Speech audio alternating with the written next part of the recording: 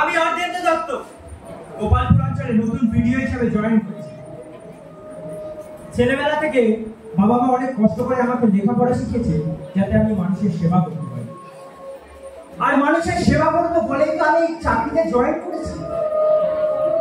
এখনো গ্রামে গঞ্জে যে সমস্ত বেআইনি কাজকর্ম চলছে, মানুষ অন্ধবিশ্বাস আর কুসংস্কারের বশবর্তী যে সমস্ত খারাপ কাজ করছে, সেগুলোকে বন্ধ করাই হবে আমার একমাত্র মূল লক্ষ্য। আসতে পারিস স্যার? ও আচ্ছা, আপনি আগে আমি গোলকনাথ গুছাই। আমার কাছে কমপ্লেন আছে গত 2 মাসে গোপালপুর অঞ্চলে অনেকগুলি নারী পাচারের ঘটনা ঘটেছে, অনেকগুলি বাল্য বিবাহ হয়েছে। তা আপনি সবকিছু জানা সত্ত্বেও কোনো স্টেপ নেননি কেন? আমি তো স্যার চেষ্টা চালিয়ে গিয়েছি, কিন্তু ঘুষ দিয়ে কোনো স্টেপ নেননি, তাই তো? না স্যার, মানে ঘুরে ঘুরে তদন্ত চালিয়ে গিয়েছি। আমি এই বিষয়ে একটাও কথা শুনতে চাই না। ফার্দার যদি এই অঞ্চলে এরকম কোনো ঘটনা ঘটে, তাহলে আমি আপনার নামে উপর মহলে কমপ্লেন করে আপনাকে সাসপেন্ড করার ব্যবস্থা নেব। মনে থাকবেন? বাদাম নেবে? বাদাম ভালো বাদাম আছে, বাদাম নেবে গিয়ে পায়ে তোর হাতের বালা থাকে যদি সিটি গলেছে দিয়ে যাবেন, তাতে সমান সমান তোমরা বাদাম পাবেন। বাদাম বাদাম দাদা কাঁচা বাদাম, আমার কাছে নেই গো বুকু ভাজা বাদাম, আমার কাছে আছে শুধু কাঁচা বাদাম।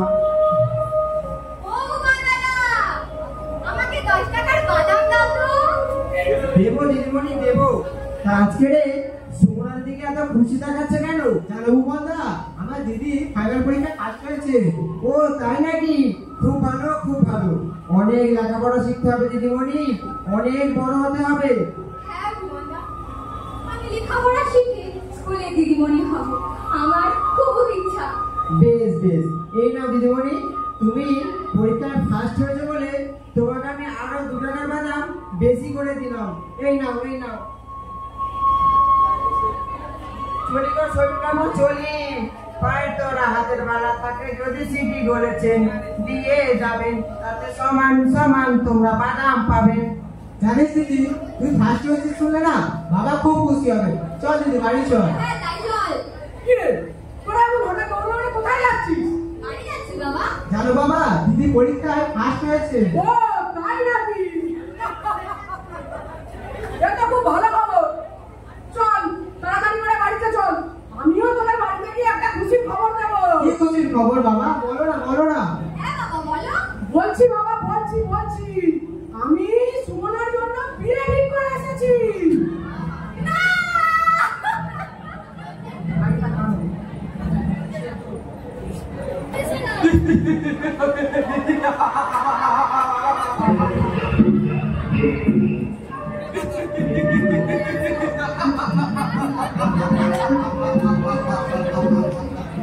আমার নাম শীর্ষেন্দু মজুমদার, আমার আছে গোপন কারবার।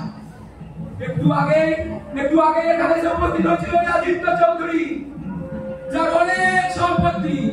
ওর একমাত্র মেয়ের সাথে আমার ছেলে শালির বিয়ে ঠিক করেছি। বিয়ের সময় মোটা টাকার বন্ধ নেবই, আর বিয়ের পর যত নির্যাতন করবো ওর বাবা তত টাকা দেবে।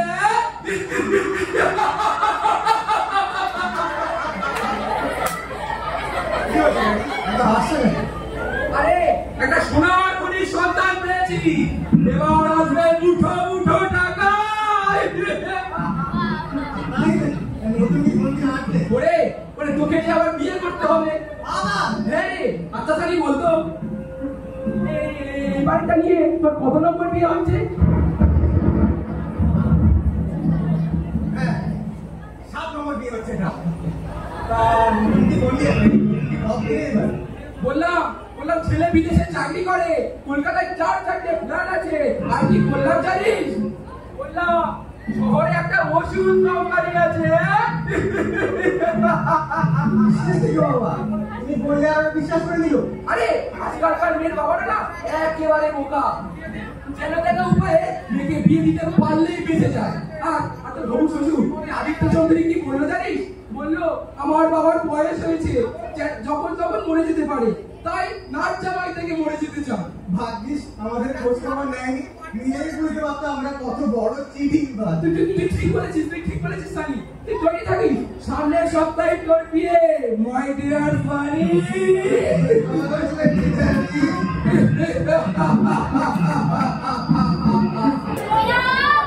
এই সুমনা, বাড়ি আছিস? ও চন্দ্রিমা, হাই মা, ভালো আছিস তো? ভালো কি করে থাকবো কাকিমা? আজ 4 দিন হলো সুমনা না যাচ্ছে স্কুলে, তো না যাচ্ছে টিউশন। প্রিয় বান্ধবীর সঙ্গে দেখা না হলে কি ভালো থাকা যায়? তুমি বলো। আচ্ছা ওর কি শরীর খারাপ হলো নাকি? না রে মা, শরীর খারাপ না রে। কি বলবো বলতো, সবই আমার ভাগ্য। একটা মাত্র মেয়ে, ভেবেছিলাম বড় হবে, লেখাপড়া শিখবে। তা বোধহয় আর হলো না রে। তুমি কি সব বলছো কাকিমা? আমি তো কিছুই বুঝতে পারছি না।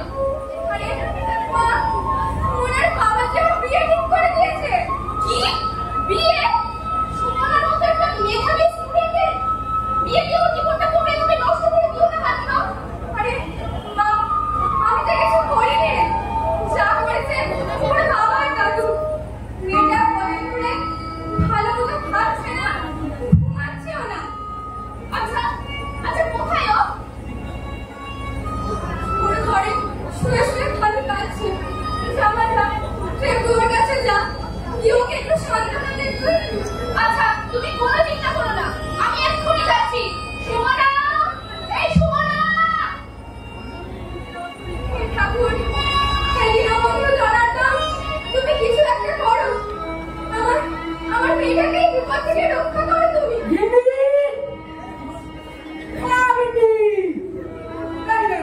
তুমি এখানে?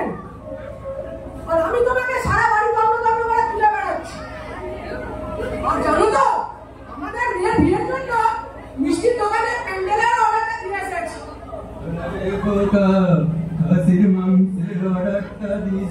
দিয়েছি বাবা, দিয়েছি। বিয়েতে গাছের মাংস খাবো, আমার অনেক দিনের শখ।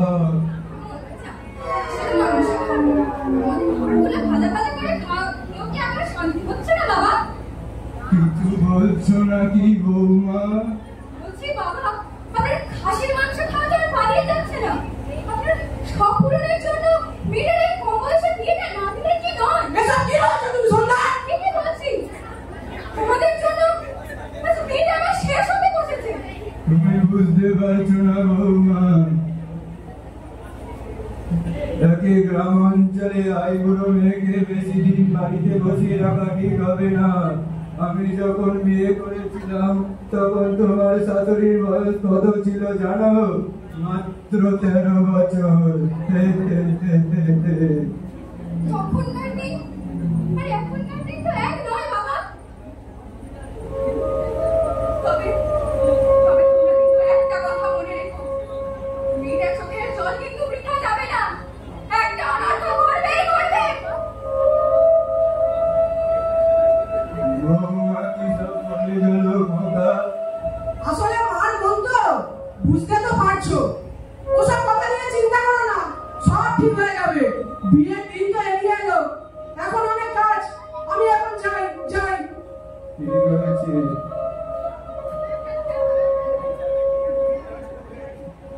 তোরা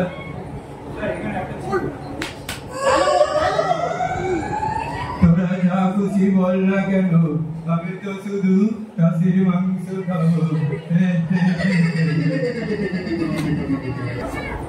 সুমনা, এসব কি শুনছি সুমনা? তোর নাকি বিয়ে ঠিক হয়ে গেছে? তুই আমাকে ভালো তুমি মা, আমি কিছুতেই বিয়ে করবো না। আমি লেখাপড়া করতে চাই। জানি তোর মতো একটা ব্রিলিয়ান্ট স্টুডেন্ট লেখাপড়া করতে চাইবে, এটাই তো স্বাভাবিক। তুই নিশ্চয়ই জানিস আমাদের মাননীয় মুখ্যমন্ত্রী মেয়েদের কথা মাথায় রেখে কন্যাশ্রী প্রকল্প চালু করেছেন, যাতে বাল্য বিবাহ রোধ হয়, মেয়েদের পড়াশোনার খরচ বাবা মাদের বহন করতে না হয়, নারী শিক্ষার বিস্তার যাতে সর্বত্র ছড়িয়ে পড়ে। জানি রে, আমি সব জানি, তাই তো এই কন্যাশ্রী প্রকল্পের সুনাম আমাদের দেশ ছাড়িয়ে সারা পৃথিবীতে সমাদৃত হয়েছে, ইউনেস্কো পুরস্কারও পেয়েছে। হ্যাঁ, তুই ঠিক বলেছিস, সারা দেশ এই কন্যাশ্রী প্রকল্প দেখে মেয়েদের জন্য নতুন করে ভাবতে শুরু করেছে। জানি, আমি সব জানি, কিন্তু কিছুতেই আমার বাবাকে বোঝাতে পারছি না। তুই কিছু একটা কর, কিছু একটা কর। করবো, নিশ্চয়ই করবো। আমাদের মতো মেয়েদের স্বপ্ন আর মাননীয় মুখ্যমন্ত্রীর এই সব প্রয়াসকে আমরা কোনোভাবেই ব্যর্থ হতে দেব না। দিদি, তুমি ঠিক কথা বলেছো, আমিও তোমাদের সাথে আছি। এই তো আমরা আরো একজনকে আমাদের সঙ্গে পেয়ে গেছি। তুই কোনো চিন্তা করিস না, ওরা শুধু মনে জোর রাখ। চল সবই, কোথায় যিনি আমাদের সাহায্য করতে পারবে তার কাছে চল। ঈশ্বর, আজও গ্রামের সাধারণ মানুষ নিজেদেরকে অন্ধবিশ্বাস আর কুসংস্কারের মধ্যে আবদ্ধ করে। তাদেরকে আলোয় ফেরানোর দায়িত্ব আমার। যদিও কাজটা বড় কঠিন, তবে আমাকে হাল মানলে চলবে না। আমাকে এগিয়ে যেতেই হবে, এগিয়ে যেতেই হবে। আসতে পারি স্যার? কে? আমি চন্দ্রিমা। আমি সৌভিক। তোমাদের কোন স্কুলের বলে মনে হচ্ছে? তা তোমরা এখানে কেন? সাহায্য চাইতে এসেছি স্যার। সাহায্য? হ্যাঁ, বলো, আমি তোমাদের কি সাহায্য করতে পারি? আমার দিদিকে আপনি বাঁচান স্যার। বাঁচাবো? বাঁচাবো মানে? কি হয়েছে তোমাদের দিদি? বলছি স্যার, বলছি আপনাকে সব বলছি।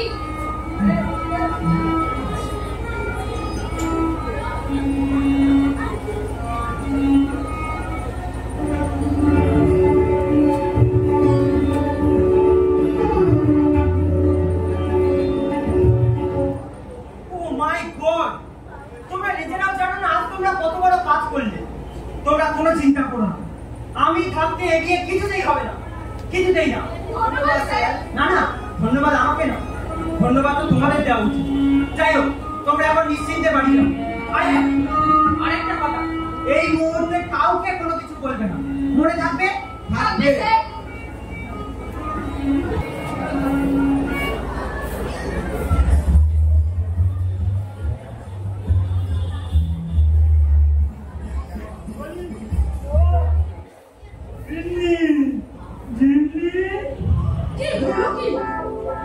তুমি কি উঠোনে ঝাড় দিচ্ছ নাকি? না না, ফুলের মালা গাছি, চোখে কি ন্যাপাচ্ছে ন্যাপা? ঠিক আছে, দেখতে পাচ্ছ না? মিষ্টি করে কথা বলতে পারো না? ওরে, আমার কোথা থেকে লাশায় গেল রে, যে আমার সাথে সব কথা বলতে হবে। দূর হয়ে যা, মুখ পড়া। তুমি আমার মুখ পড়া বললে? জানো না আমি থানার দারোগা? দারোগা? আসলে থেকে যে ভয়ে পালায় সে আমার দারোগা। বলে সংসারে তো কোনো কাজে তোমার পাওয়া যায় না, তাই একটা কাজ কি তুমি করে দিতে পারবে? বলো। বড় মেয়ে কন্যাশ্রী গেটের ফর্ম ফিল আপ করবে, তা পঞ্চায়েত থেকে লিখে আনতে হবে যে অবিবাহিত। কত টাকা পাচ্ছে গো? 25,000 টাকা। 25? মেয়ে যাতে কলেজে ভালো করে লেখাপড়া শিখতে পারে, সেই কারণে আমাদের মুখ্যমন্ত্রী এই প্রকল্প চালু করেছেন। খুব ভালো। আমি তাই হিন্দি শোনো, বলছি ফর্ম থেকে যে আর বলছি না। আমার নাম কাত্তায়নি না হলে রণচণ্ডী হলে ভালো হতো। দিদি, ও সুমনা দিদি, বাড়িতে আছো? ও সুমনা দিদি। তুই আগে আমি ভুবন, গ্রামে গ্রামে বাদাম বিক্রি করে বেড়াই। এই এটা তোর বাদাম বিক্রির জায়গা? দেখতে পাচ্ছিস না বিয়ে বাড়িতে সবাই ব্যস্ত, আর উনি এসেছেন বাদাম বিক্রি করতে। বেড়ে যা এখান থেকে। আগে বাবু, আমি এখানে বাদাম বিক্রি করতে আসিনি, এসেছি সোমনাথের সঙ্গে একবার দেখা করতে। শুনলে আজ তার বিয়ে হয়ে যাচ্ছে, কোথায় চলে যাবে মেয়েটা, আর তো দেখা হবেনি। তার সাথে আর তোর দেখা হবে না। তুই যা বলার আমাকে বলে এখান থেকে মানে মানে কেটে পড়তো বাছা। আগে বাবু, সোমনা দিদি আমার কাছে বাদাম খেতে খুব ভালোবাসতো। এই বাদামের ঠোঁটা তাকে দেবে, দিয়ে বলবে ঘুমান এসেছিল। আচ্ছা আচ্ছা ঠিক আছে, দিয়ে দেবো। এখন তুমি এখান থেকে যাও। চলি বাবু, পেন নাম। বাদামের ঠোঁটা লুকিয়ে রাখি, পরে খাবো। আজ তো খাসির মাংস খাবো। কি গন্ধ বেরোয়েছে। যাই যাই গিয়ে একটু চেকে দেখতে যাই। এই তোরা যেন কেউ লোক দিস নে।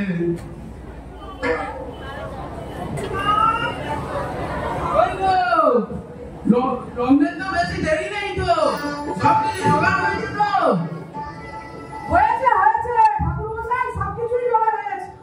আপনি ভিতরে যান। ওই বাবাগিন্নি, ঠাকুরমশাই এসেছেন। ঠিক আছে, আমি তাহলে ভেতরে যাচ্ছি। যান যান। তাহলে বেলমশাই, বাবাজিকে একবার বিয়েতে আসবার অনুমতি দিন। নিশ্চয়ই নিশ্চয়ই, কিন্তু কিন্তু তার আগে ওই যে 10 লক্ষ টাকার কথা ছিল সেইটা। ওই টাকা নিয়ে আপনাকে ভাবতে হবে না। ওই টাকা আমি রেডি করে রেখেছি। আপনি যখনই বলবেন তখনই আপনার হাতে তুলে নেব। ঠিক আছে ঠিক আছে, আসলে বুঝতেই পারছেন ছেলে বিদেশে একটা নতুন ফ্ল্যাট কিনেছে তো, তাই আর কি। আর বিয়ের পর আমরা মেয়ে তো সোজা আমেরিকা। তাই খুব ভালো খুব ভালো। তাহলে আপনি যান, আমি আমার ছেলেকে নিয়ে এক্ষুনি আসছি। ঠিক আছে বেলমশাই, আমি তাহলে এখন চলি। 10 লক্ষ টাকা কতদিন একসাথে দেখিনি, একটা সোনার ঘড়ির সন্তান পেয়েছি। এবার খেলা জমবে। কি হবে? তুই এমন আছিস কেন?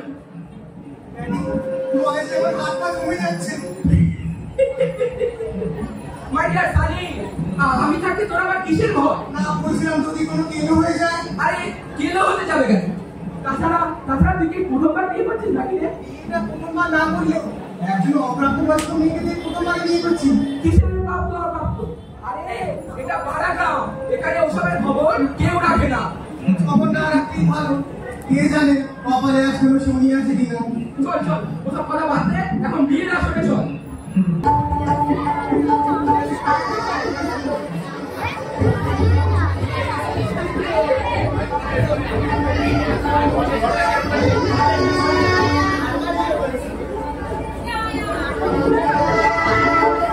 তাহলে কি বলো, তাহলে বিবাহের কাজ শুরু করে দিই? হ্যাঁ ঠাকুরমশাই, শুরু করুন শুরু করুন।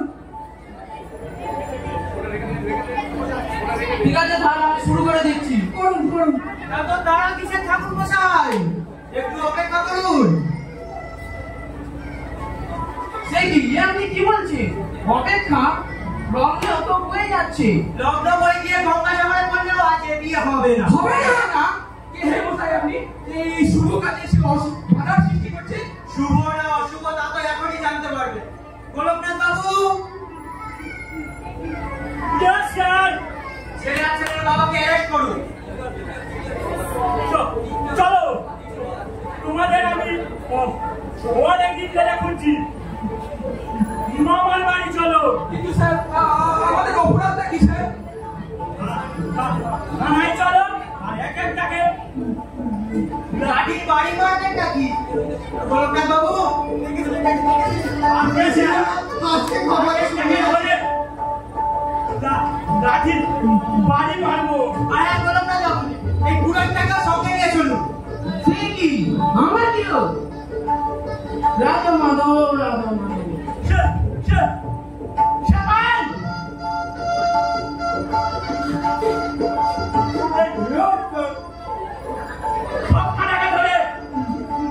গাড়ি চালালো।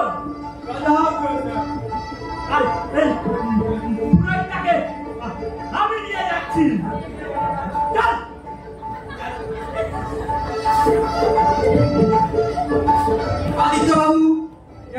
আপনাকেও অ্যারেস্ট করা হবে। স্যার স্যার আমাকেও স্যার আপনি আমাকে ক্ষমা করে দিন স্যার, ক্ষমা করে দিন। একজন অপ্রাপ্তবয়স্ক মেয়েকে বিয়ে দেওয়ার অপরাধে আপনার মিনিমাম 3 বছরের জেল হবে। আপনি আমার বাবাকে ছেড়ে দিন স্যার, আমি আপনার পায়ে পড়ি, আপনি আমার বাবাকে ছেড়ে দিন। দেখুন দেখুন, যে মেয়েকে আপনি বিয়ে দিয়ে দূরে ফেলে দিতে চাইছিলেন, আজ সেই মেয়েই আপনার প্রাণ বাঁচাতে চাইছে। আমি মহা ভুল করেছি, মহা ভুল। আপনার ভুলের সুযোগ আমি দিতে পারবো না, দেবে ওরা। তোমরা ভিতরে এসো। তোমরাই বলো এখন আমি কি করবো? বাবাবাবু যখন এত করে বলছেন তখন ওনাকে ছেড়ে দিন স্যার। বাবাকে আমি ছেড়ে দিই, ছেড়ে দেব। আপনি ছেড়ে দিন স্যার। বেশ, তাই দিলাম। তবে এই কন্যাশ্রী দিবসের দিনে সবাইকে শপথ গ্রহণ করতে হবে, বাল্য বিবাহ রোধ করতে হবে, মেয়েদের শিক্ষায় আলোকিত করার জন্য বিদ্যালয়মুখী করতে হবে। আর যেখানেই কোনো অপরাধ দেখবে সেখানে পৌঁছে যাবে এই অর্ধেন্দু দত্ত।